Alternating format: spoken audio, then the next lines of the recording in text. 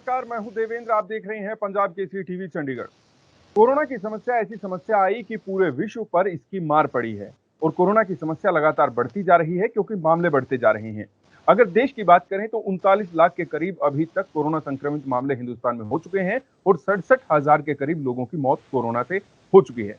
हरियाणा की बात करें तो हरियाणा में 67,000 के करीब अभी तक कोरोना के मामले हो चुके हैं और 700 से ज्यादा लोगों की अभी तक मौत हो चुकी है।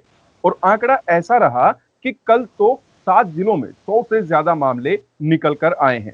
और प्रदेश में जिस तरीके के राजनीतिक हालात चल रहे हैं, घोटाले हो रहे हैं, उधर मंत्री खुश नहीं है, विधायक खुश नहीं है, देश की जीडीपी गिर गई है। तमाम मुद्दों पर बात करेंगे। हमारे साथ हैं पूर्व केंद्रीय मंत्री जयप्रकाश जी। जयप्रकाश जी, बहुत बहुत स्वागत है पंजाब केसरी पर। धन्यवाद जी। जयप्रकाश जी, सबसे पहले शुरुआत करूंगा मैं जीडीपी से। जीडीपी जिस तरीके से गिरी है 23.9%, करीब 24% हो गई है, किस तरीके से देखते हैं?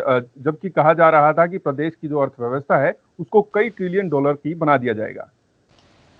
देखिए देवेंद्र भाई, वैसे तो जीडीपी का उसी दिन ये ग्राफ गिरना शुरू हो गया था जब भारतवर्ष की सरकार ने मोनेटाइजेशन लागू की, यानी कि नोटबंदी का समय जो था उससे बड़ी भारी गिरावट आई। और नोटबंदी के बाद जैसे इन्होंने जीएसटी की बात करी, जीएसटी लागू की, लेकिन जीएसटी उस तरीके से लागू नहीं की जिस तरीके से डॉक्टर मनमोहन सिंह जी ने भी यही कंसेप्ट देश के सामने लेकर के आए थे। और डॉक्टर मनमोहन सिंह का एक वक्तव्य भी मैंने सुना था। उन्होंने ये कहा था कि भाई इतनी भारी आप टैक्स मत लगाओ जिससे कि जो उद्योगपति है उसका माल बिकने में दिक्कत आए और जो परचेजर उपभोक्ता है उसकी जेब के ऊपर असर पड़े। जीडीपी और नोटबंदी को लेकर के आज ये सारी अर्थव्यवस्था खराब करने में इनकी दो बड़ी अहम भूमिका है। एक कोरोना का भी असर देखते हैं। कोरोना का असर है। कोरोना में भी वैसे तो देखिए लॉकडाउन चलो उस वक्त करना पड़ गया, ठीक था, लेकिन इसके जो रिजल्ट आ रहे हैं धीरे धीरे, आज एमएसएमई के लोग जो मझोले उद्योगपति हैं वो बार बार मैंने ये कहते हुए सुनाई दिए कि जब थोड़े लोग बीमार थे तब तो लॉकडाउन, संपूर्ण लॉकडाउन कर दिया, और जब ये इसका ज्यादा फैलाव हो गया तो इसको अनलॉकडाउन कर दिया। उस वक्त लॉकडाउन किया तो सरकार ने थोड़ा सा संयम से करना चाहिए था। जिस तरीके से प्रवासी मजदूर आनन फानन में गए, उनकी मौत हुई, बेचारे एक्सीडेंट में मर गए, कोई बीमार होके मर गया, कोई भूख से मर गया, बुरी हालत होगी। तो इस सारे सिस्टम को लेकर के जो आज के रिजल्ट आए हैं, लॉकडाउन का रिजल्ट भी आ गया, नोटबंदी का रिजल्ट भी आ गया, जीएसटी का रिजल्ट भी आ गया, तो इस सारों को लेकर के आज हमारी अर्थव्यवस्था इस कदर गिरती जा रही है। मैं समझता हूं कि बेरोजगारी इस कदर फैल जाएगी पूरे भारतवर्ष में भी, और हरियाणा प्रदेश में तो पूरे देश में सबसे ज्यादा अगर बेरोजगारी आज बढ़ी है तो हरियाणा में बढ़ी है। जी, कोरोना के मामले जनाब लगातार बढ़ रहे हैं। प्रदेश की अगर बात करें 700 से ज्यादा लोगों की मौत हो चुकी है। कल 100 से ज्यादा 7 जिलों में आंकड़े आए हैं। पंचकुला में 200 से ज्यादा आए हैं। किस तरीके से देखते हैं सरकार को जो कदम इस चीज के लिए उठाने चाहिए थे कोरोना को रोकने के लिए, क्या वो सही समय पर उठाए हैं? नहीं, सरकार को स्टार्ट में ये चाहिए था कि जब ये दिसंबर से शुरू हुआ था, दिसंबर से लेकर के मार्च तक जो भी विदेशों से आए, वैसे तो ये बीमारी विदेशों से आई हुई है, जैसे कहते हैं ना कि ये तो साहूकार की बीमारी है। जो विदेशों में लोग आए गए उस वक्त सरकार ने ध्यान नहीं दिया। यदि समय के रहते उसी वक्त ये फैसला कर लेते कि जो भी विदेश से आएगा हम क्वारंटीन के बिना 14 दिन कम से कम क्वारंटीन या सेल्फ आइसोलेशन करेंगे, उसके बाद उसको हवाई अड्डे से या उस परिधि से बाहर निकलने देंगे। तो धीरे धीरे गलतियां रही हैं, तो उन गलतियों को अब समय पर तो लगेगा ठीक करने में। एक कोरोना का असर विधानसभा सत्र पर भी दिखा। विधानसभा का मॉनसून सत्र था, कई घोटाले उससे पहले सामने आ चुके थे। विपक्ष बिल्कुल तैयारी करके बैठा था कि पूरे मुद्दे उठाएंगे। विधायक तैयारी करके बैठे थे। विधायक तो ये कहते हैं कि उनके पास एक मौका होता है विधानसभा में ही अपनी बात पटल पे रखने का, लेकिन वो एक ही दिन का हुआ और उसमें कई बिल पास हो गए। किस तरीके से देखते हैं इस बार का विधानसभा सत्र? वैसे तो देखिए, अगर आप बहुत पीछे के इतिहास पर चले जाओगे, देश की पार्लियामेंट में 365 दिन में से 150 दिन लोकसभा चलती थी जी, और यही हाल विधानसभाओं का था। पूरे भारतवर्ष में सबसे कम विधानसभा चलती है तो हरियाणा प्रदेश की चलती है। और ये इसी सरकार में नहीं, पहले की सरकारों में भी इस तरह का होता रहा। यानी कि जो डिबेट है, जो विधानसभा और लोकसभा में बहस है, उसका स्तर गिरता जा रहा है और उसका समय भी विधायकों को कम मिल रहा है। अब की बार तो ऐसा काम कर दिया कि कोरोना जैसे महामारी को लेकर के इस सरकार ने अपने समय में जो 9-10 महीने में स्कैंडल हुए हैं, जो भ्रष्टाचार हुआ है, उसको दबाने का प्रयास किया गया और 2-3 बिल ऐसे लेकर के आए, बिना बहस के ही पास कर दिया। मैं कहता हूं कि प्रजातंत्र प्रणाली में विधायिका जो होती है, लेजिस्लेटर जो होता है, जो मेंबर पार्लियामेंट लोकसभा में जाता है, उसको जनता इसलिए चुन करके भेजती है। यदि सरकार कहीं कहीं किसी विधेयक में गलत फैसले लेती है तो विपक्ष के लोग, और मैं कहता हूं सत्ता पक्ष के लोग भी उस पर बहस करके उसमें से असलियत निकालें, असलियत क्या है। तो बिना बहस के बिल पास कर देना तो ऑर्डिनेंस पास कर देने के बराबर है। मैं इसके खिलाफ हूं। और जहां तक कोरोना का बहाना लिया गया, ये कोरोना अगर था तो उसी दिन डेफर कर देना चाहिए था, आगे बुला लेते सेशन। ऐसे ये गलत किया है, जो भी हुआ है ये अच्छा नहीं हुआ। बहुत लोग इस इंतजार में थे, जैसे पीटीआई भाई थे, उनका कांग्रेस प्राइवेट मेंबर बिल लाने का सोच रही थी, ऐसे उनके मामले उठाने चाहिए थे, तो वो मामले बहुत बच गए। दूसरे कर्मचारियों के ऊपर अत्याचार हुआ है, किसानों के खिलाफ 3 ऑर्डिनेंस आए हैं, उसमें भी बहुत से विधायक इस चक्कर में थे कि सरकार बताए कि कॉन्ट्रैक्ट बेस्ड एग्रीकल्चर से पहले एमएसपी लागू करेंगे कि नहीं करेंगे। जो आज का मंडियों का हमारा ढांचा है वो रहेगा, खुर्द बुर्द कर दोगे या उसी व्यवस्था पर चालू होगे जिस तरीके से केंद्र सरकार ने और हरियाणा सरकार ने प्राइवेट मंडियों का कंसेप्ट लेकर के आए हैं। ये तो चंद लोगों के हाथ में प्रोक्योरमेंट आ जाएगी अनाज की, वो जब जी करेंगे ब्लैक करेंगे, उसका स्टॉक करेंगे। तो इस तरह की चीजें थी, उन पर बहस नहीं कराई, ये अच्छा नहीं किया। बिल्कुल। एक आपने पीटीआई टीचर्स की बात की है, पीटीआई टीचर्स का आप लोग बिल लाने की हुड्डा साहब ने कही थी कि प्राइवेट बिल लेकर आएंगे, लेकिन वो विधानसभा का जो है वो नहीं बन पाया। किस तरीके से देखते हैं आप, क्या पीटीआई टीचर्स के लिए कोई रास्ता निकाला जा सकता है? निर्दलीय विधायक सोमवीर सांगवान की वीडियो आई है और वो कह रहे हैं उसमें कि उन्होंने अगर पीटीआई टीचर्स का भला होता है तो वो इस्तीफा देने को तैयार हैं। निर्दलीय विधायक जो हैं बलराज कुंडू भी जींद में गए थे, आंदोलन जो पीटीआई टीचर्स कर रहे थे। आपको लगता है कोई रास्ता हो सकता है इसका? ये खुद ही राजनीति करने लग रहे हैं जी। अगर ये 2 निर्दलीय विधायक इस तरह की बात कर रहे हैं तो मैं इनको रास्ता बताता हूं। जी। राजनीति परसेप्शन, राजनीति के अंदर व्यवस्थाएं और प्रथाएं, परंपराएं, इनको लेकर के चलना पड़ता है। हमारे विधानसभा की बात मैं यदि करूं तो आपको पिछले का इतिहास में याद दिलाना चाहता हूं कि स्वर्गीय चौधरी भजनलाल जी जब इस प्रदेश के मुख्यमंत्री थे तो 1800 के लगभग सिपाहियों की भर्ती हुई थी और उसके बाद बीजेपी रविप्पा की सरकार आई तो उन्होंने उनको ज्वाइन नहीं किया और उस पर केस आ गया, सुप्रीम कोर्ट ने उनको भर्ती को रद्द कर दिया। तो चौधरी भूपेंद्र सिंह हुड्डा जब मुख्यमंत्री बने, उन सिपाही भाइयों को रिलैक्सेशन दे करके नया कानून बना करके लेजिस्लेशन ला करके विधानसभा में सबको ज्वाइन कराया। चौधरी ओम प्रकाश चौटाला के टाइम में मैं बताना चाहता हूं सांगवान साहब को कि एमआईटीसी के कर्मचारी, कॉन्फेड के कर्मचारी हटा दिए गए थे, तो हुड्डा साहब ने वापस आए जब, तो इन्होंने सबको उनको ज्वाइन कराने का काम किया। तो क्या फर्क पड़ता है अगर सरकार ये चाहे। मैं भाई सोमवीर को और निर्दलीय विधायक कुंडू भाई को कहना चाहता हूं, जजपा के विधायक भी वहां पर गए थे, मैं आपको बता दूं, जजपा के विधायक भी हैं, नाम फिलहाल याद नहीं आ रहा, वो भी पीटीआई टीचर से मिले थे।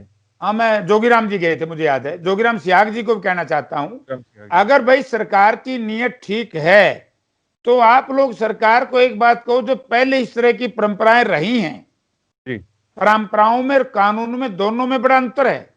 परंपराएं भी सदन के अंदर परंपराओं को मान्यता दी गई है, बिल्कुल, तो परंपरा है और उसमें लेजिस्लेशन आ सकता है। आपको मैं याद दिलाना चाहता हूं, भूपेंद्र सिंह हुड्डा चीफ मिनिस्टर थे, तो माननीय सर्वोच्च न्यायालय ने कह दिया कि किराएदार कभी मकान का मालिक नहीं हो सकता, यानी कि गेस्ट टीचर कभी परमानेंट नहीं हो सकते। तो उसके बाद भी आज लगातार चल ही रहे हैं। तो अगर माननीय उच्चतम न्यायालय ने कोई इस तरह की बात कही है, लेकिन मैंने इस कानून को पढ़ा, इस फैसले को पढ़ा है।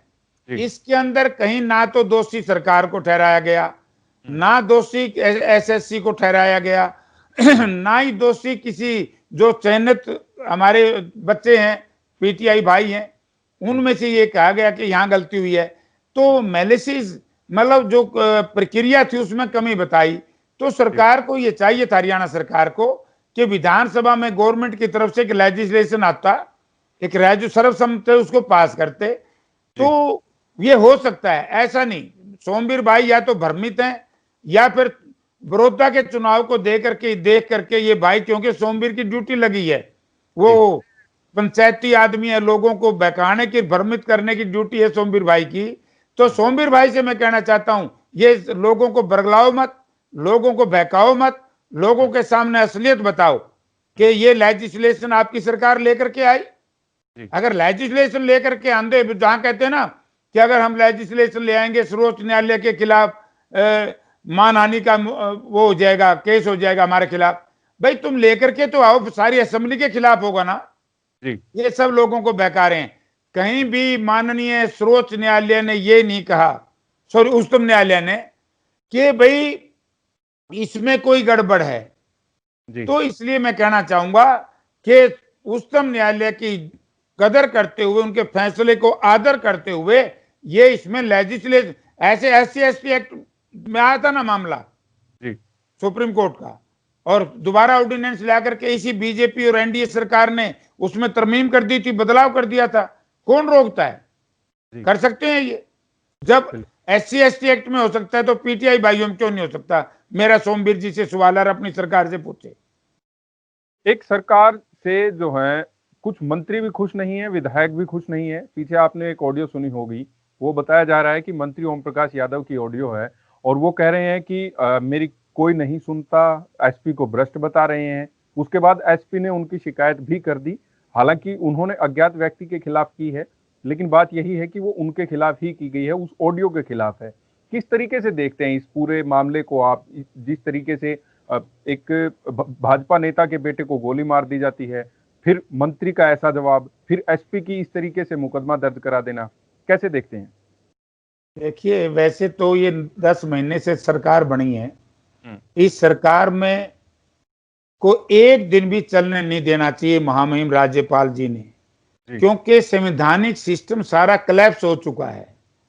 शराबबंदी को लेकर के गृह मंत्री जी जो माननीय विज साहब है, उन्होंने कुछ कहा, जो एक्साइज एंड टैक्सेशन मिनिस्टर हैं उन्होंने कुछ कहा। कितनी बार ये मुद्दे चलते रहे। एक स्कैंडल आया धान का, गृह मंत्री ने पुलिस बिठा दी, फूड सप्लाई मिनिस्टर ने उसको उठा दिया, मुख्यमंत्री जी ने क्लीन चिट दे दी।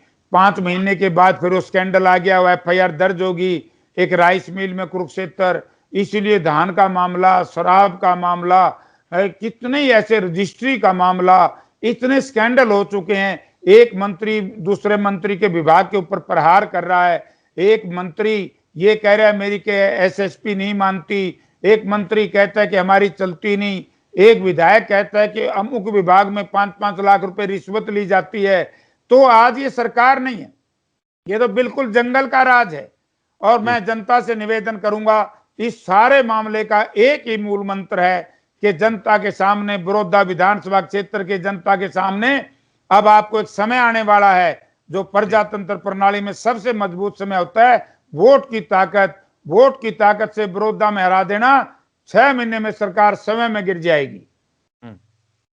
एक कृषि अध्यादेश को लेकर जो है लगातार विपक्ष निशाने पर ले रहा है सरकार को। सरकार कह रही है कि इसमें किसानों का भला है। 15 अगस्त के दिन किसान काले झंडे दिखाते हैं, आंदोलन करते हैं। आप क्या समझते हैं, क्या सरकार जो कृषि अध्यादेश लेकर आई है उसको सही से कन्वे नहीं कर पा रही है, या फिर उसमें कुछ त्रुटियां हैं जिनको सरकार जो है स्वीकार नहीं कर रही है, बस चला रही है? कैसे देखते हैं? उसमें त्रुटियां हैं। मैं एक बात सरकार से पूछना चाहता हूं, जो हमारे किसान संगठन हैं या विपक्ष के नेता भूपेंद्र सिंह हुड्डा ने और दूसरे साथियों ने भी ये मामला उठाया है, मैं भी ये कहना चाहता हूं, पहले सरकार ये बताए कि कॉन्ट्रैक्ट बेस्ड एग्रीकल्चर का कंसेप्ट पहले भी था। वैसे तो ये स्टेट मैटर है, भारत सरकार का नहीं है, प्रदेशों का है। इस तरीके से बिहार में भी एक बार इस पे तजुर्बा किया गया, वहां भी असफल रहा। मैं एक बात पूछना चाहता हूं, क्या सरकार किसान को ये लिख करके देगी, जिम्मेवारी देगी, इस अध्यादेश में शामिल करेगी? जब अब सेशन आएगा तो ये ऑर्डिनेंस बिल बन जाएगा लोकसभा में। तो हरियाणा प्रदेश की सरकार ने क्या भारत सरकार के एग्रीकल्चर मिनिस्टर को या फूड सप्लाई मिनिस्टर को चिट्ठी लिख करके भेजी है, क्या इसमें एमएसपी रहेगा नहीं रहेगा? और दूसरा, जो इन्होंने एक भय का वातावरण बना दिया कि 20 एकड़ में नई मंडियां बनेंगी, प्राइवेट लोग बना सकते हैं। ये कहीं अडानी, अंबानी, ये सारा सिस्टम इन 5-7 घराने जो तैयार कर किए हैं केंद्र सरकार ने, ये उन्हीं के हवाले तो ना कर दे हमारी एमएस ये प्रोक्योरमेंट, चाहे धान की हो, चाहे वो कपास की हो, चाहे बाजरा की हो, चाहे गेहूं की हो, चाहे मक्का की हो। तो सबसे पहले सरकार ये बताए, मैं हरियाणा सरकार से पूछना चाहता हूं, देश में सबसे बड़ा ताना बाना है हमारे मार्केटिंग बोर्ड का। हमारी हर 10 किलोमीटर के 15 किलोमीटर पर बड़ी बड़ी मंडियां हैं, हमारे ग्रोथ सेंटर हैं, हमारे परचेज सेंटर हैं, हमारे कई हजार कर्मचारी हैं, कई हजार आड़ती हैं, आड़तियों के अंदर मुनीम हैं, मुनीम के साथ लेबर है। जो ये लाखों लोग बेरोजगार हो जाएंगे, एक तो ये भय सता रहा है सबको। अब सरकार पिछले दिनों कहा कि हम मंडी में जो आड़त सिस्टम है वो लागू रखेंगे, फिर ये पंगा क्यों छेड़ते हैं बार बार? जनता में भय का वातावरण क्यों कर रहे हैं? सरकार क्लियर करे एमएसपी रहेगा नहीं रहेगा, और उस एमएसपी से कम जो खरीदेगा उस प्राइवेट प्लेयर को दंड का प्रावधान होगा कि नहीं होगा? तीसरा, ये जो हमारा अब आड़ती सिस्टम है, क्या वो सारी परचेज प्राइवेट कॉन्ट्रैक्ट भी थ्रू आड़ती करेगा या नहीं करेगा? मुझे शंका है। अब उन्होंने कह दिया कि वो खेत में परचेज करेंगे, खलिहान में परचेज करेंगे, तो फिर आड़ती कहां जाएगा? तो हर इसमें आड़ती को रखना चाहिए। और एक मंत्री भाई कई ये कह देते हैं, बोला हमने बिचौलिया खत्म कर दिया। अरे ये बिचौलिए नहीं है, इनको बिचौलिया नहीं कह सकते, इनको सरकार लाइसेंस देती है। ये सरकार ने बिठाए आड़ती भाई, और इनका लाइसेंस रिन्यू होता है, जो गलत काम करता है उसका लाइसेंस कैंसिल हो जाता है। तो इस तरह का जो हमारी व्यवस्था है, इसको कम से कम कोलैप्स ना करें। जीएसटी को बहुत अच्छा माना था, नोटबंदी को भी बहुत अच्छा माना था, आज उसी की वजह से भारतवर्ष में बेरोजगारी सीमा कहां पहुंच गई है। आज मुझे लग रहा है कि इस देश का नर और नारी कहीं भूख से न मर जाए, ऐसी व्यवस्था इस देश में नहीं आ जाए। बिल्कुल, आड़तियों की आप बात कर रहे हैं। कल मैं कुछ किसानों के साथ बैठा था, तो उनका ये कहना था कि जैसे अगर बीच में पैसे की जरूरत पड़ जाती है, बैंक में जाते हैं तो लोन लेने के लिए बड़ी दिक्कतें आती हैं। आड़ती से आप पैसे ले लो, वो एक हिसाब से आपका जो है लोन मिल जाता है, बाद में आप वहां पर फसल डाल देते हैं तो वो हो जाता है। एक किसान ये भी बात कह रहे थे कि जब हुड्डा साहब का राज था तो जिस भाव धान बिकता था, अब उससे आधा आ चुका है। आपको क्या लगता है किस तरीके से जो है किसान को वही भाव मिल सकता है? क्या कुछ कदम सरकार को उठाने चाहिए कि जो खर्च है उससे ज्यादा मुनाफा किसान का हो जाए, और किसान की जो किसान की आय साल 2022 तक दोगुनी करने की बात कही है, वो कैसे हो सकता है संभव? एक कहावत है देवेंद्र भाई, भेड़ के आगे बीन बजाने का कोई फायदा नहीं जिसने उस लहरे का ज्ञान ही नहीं है। मुझे तो आश्चर्य है इस सरकार में बैठे फूड एंड सप्लाई मिनिस्टर का, जिन्होंने ये कहा कि हमने बहुत अच्छा सिस्टम कर दिया है। क्या सिस्टम कर दिया है? आपको याद दिलाना चाहता हूं, जो ये धान है 1121, 1509, जो मोटी वैरायटी जिसको सरकार नहीं खरीदती, बासमती, भूपेंद्र सिंह हुड्डा चीफ मिनिस्टर थे और डॉक्टर मनमोहन सिंह भारत के प्रधानमंत्री थे, एकदम मंदी आ गई थी, 2-2 हजार रुपए क्विंटल डाउन आ गया था, और विदेश में थे। तो ये विदेश से आए, आते ही प्रधानमंत्री जी से मिले और उन्होंने बयान दिया, किसान भाइयों 2 दिन गेहूं धान ना बेचना, आपके भाव ज्यादा मिलेंगे। और एकदम एक्सपोर्ट खोल दिया तो हमें धान का भाव ज्यादा मिला। तो मैं सरकार से एक निवेदन करना चाहूंगा कि जो धान हमारा ईरान में, इराक में जाता था, उसका एक्सपोर्ट कम हो रहा है, तो उसको एक्सपोर्ट को खुलाने की जिम्मेवारी सरकार की है। जितना हमारा धान विदेश में जाएगा उतना ही किसान को दाम ज्यादा मिलेगा। तो एक तो ये जिम्मेवारी है फूड सप्लाई मिनिस्टर की, कृषि मंत्री की, मुख्यमंत्री की, ये इस तरह की व्यवस्था करनी चाहिए, क्योंकि हरियाणा प्रदेश में कहते हैं ना 80% भारतवर्ष में खेती होती है, हरियाणा प्रदेश में तो 95% लोग खेती पर आधारित हैं, या खेती पर आधारित जो फैक्ट्रीज हैं, उद्योग हैं, उन पर निर्भर करते हैं। तो इस तरह की व्यवस्था हरियाणा में नहीं कर पाई है सरकार, फेल रही है सरकार। एक चीज मैं और आपसे जानना चाहूंगा, भारतीय जनता पार्टी ने जसपा के साथ मिलकर सरकार बनाई, जसपा के कुछ विधायक जो हैं वो खुश नहीं है सरकार से। पहले रामकुमार गौतम जो है वो विरोधी हो गए थे, एकदम से खफा होकर उन्होंने कई बातें कही दुष्यंत चौटाला को लेकर। अब देवेंद्र बबली टोहाना से विधायक हैं और उनकी एक वीडियो आई है जिसमें वो बिजली विभाग को सबसे भ्रष्ट विभाग बता रहे हैं और 5-5 लाख रुपए की जो है रिश्वत लेने की बात कर रहे हैं और कई तरीके के आरोप उन्होंने लगाए हैं। क्या कहेंगे आप? हमारे यहाँ तो एक कहावत है कि मरता क्या नहीं करता। देवेंद्र बबली का वक्तव्य मैंने सुना है सोशल मीडिया के माध्यम से। उनकी एक बात ठीक है, जिस तरीके से बिजली बोर्ड के लोगों ने कानून बनाए हुए हैं वो आम आदमी के हक में नहीं है। मोटर का मामला था, भाई फला कंपनी की मोटर ही लगेगी समर्सिबल ट्यूबवेल के अंदर, तो आप कनेक्शन देखो कितनी कितनी बार रिवाइज हुए। पहले 1 लाख रुपए ले लिए, फिर 1.5 लाख रुपए ले लिए, फिर 2 लाख रुपए ले लिए। तो इसी तरीके से रेड करते हैं, लोड कितना ही हो, किसी का 80,000 रुपए जुर्माना, किसी के 50,000 रुपए जुर्माना। और ये बिजली बोर्ड के जो कर्मचारी है ये सुनने के लिए तैयार नहीं है। मैं इनका भी कसूर नहीं मानता कि इन्होंने तो ऊपर के आदेश मानने पड़ते हैं, और ऊपर के जो लोग हैं ये उनकी जिम्मेवारी है। एक बबली थोड़ा दुखी है, ये तो सारे दुखी हैं। धान के मामले में जेजेपी के लोग धरनों पे गए थे, लेकिन मुझे तो आश्चर्य इस बात का, वैसे तो देखो देवेंद्र भाई, गलती यहां होगी है कि जनता ने वोट दिए थे बीजेपी के खिलाफ और बीजेपी को बहुमत नहीं दिया था। मैंडेट तो आपको याद होगा 2019 में बीजेपी के खिलाफ है, और जिन लोगों ने बीजेपी का समर्थन किया है तो दोषी वो हैं। अगर वो समर्थन वापस ले ले बीजेपी कहां बचेगी। कई साथी कह देते हैं कि जयप्रकाश बीजेपी के खिलाफ नहीं बोलते, जेजेपी की बात करते हैं। मैं एक व्यवहारिक बात करने वाला आदमी हूं। अगर वो जेजेपी के विधायक और जेजेपी के नेता उनकी बात नहीं मानते और जनता के ऊपर अत्याचार रहेगा, किसान का बुरा हाल रहेगा, कर्मचारियों की इस तरह की छुट्टी रहेगी, बेरोजगारी बढ़ेगी, तो बताइए फिर उन साथियों ने अपना समर्थन वापस ले लेना चाहिए। तब तो मैं मानूं कि वे बीजेपी की गलती है, ये समर्थन नहीं मांगिए। बल्कि ये तो कहते हैं इससे बढ़िया सरकार कभी नहीं चली जेजेपी के नेता। भाई सरकार बढ़िया चली है, बात ठीक है। 9 महीने में 9 स्कैंडल, जितने विभाग उतने स्कैंडल, उतनी लूट की छूट, ये देखिए बीजेपी ने। तो बीजेपी क्यों बोलेगी, बीजेपी का राज चल रहा है, लूट की छूट जनता ने जेजेपी को दे दी।